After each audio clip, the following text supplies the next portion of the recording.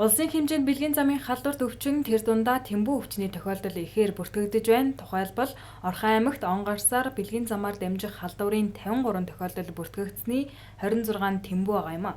Эдгээр иргэний дийлэнх буюу 67.9% нь гэр бүлээ баталгаажуулсан иргэд байгаа юм.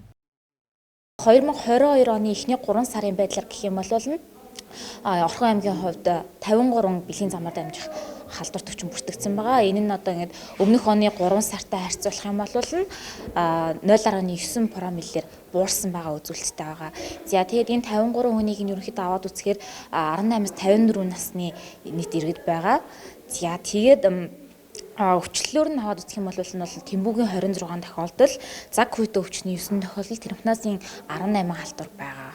Харуулж хэлэх юм бол за энэ жилийн одоо энэ 53 тохиолдол байгаа шүү дээ. Тэгэхээр энэ 53 тохиолдлын 67.9% нь бүр батлуулсан гэр бүлтэй иргэд байгаа.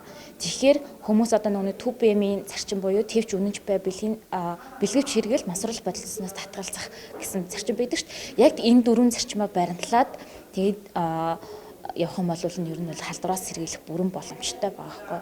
Ганцхан Тэмбүү гэхгүй бүх бэлгийн замаар дамжих халдвараас сэргийлэх боломжтой байгаа. Тэгэхээр батлуулсан гэр бүлтэй ч гэсэн одоо нөгөө нэг уурхайд ажилладаг ч юм уу те янз бүрийн хол байх өөр бусад шалтгаанаар ер нь халдвар авч байгаа. Тэгэхээр энэ дөрвөн зарчмыгаа маш сайн баримтлаарай. Тэгээд 6 сар тутамдаа ер нь шинжилгээнд хамрагдж явах шаардлагатай. За тэгээд нэмэлтээр бол шинж тэмдэг илэрсэн эсвэл тохиолдлын бэлгийн хавталд орсон байх юм бол заавал тэр даруйда шинжилгээнд хамрагдаж явах шаардлагатай шүү. Бэлгийн замын халдварт өвчин 7 хоногийн турш нууц үедээ явагддаг байна. Тус халдварт өвчнөөс урьдчилан сэргийлэх охидын үзлэгийг ерөнхий боловсролын сургуулиудад зохион байгуулдаг байсан ч хүний эрхийн асуудал хэмээн болиулсан байдаг.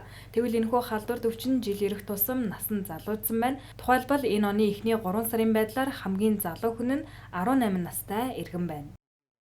Ер нь бол хүний эрхийн асуудал гэдэг утгаараа ерөнхий боловсролын сургуулийн охидод бол охидын үзлэгийг бол хийх болсон байгаа. За ер нь бол манай эрүүл мэндийн боловсрол олгож байгаа нийт багш нар маань хүүхдүүдэд нөхөн үрчгөө болон ариун цэвэр хоол хүнс бүхэл төрлөөр нь сургалтуудыг бол хүүхдүүдэд ойлгоод ингээ явж байна.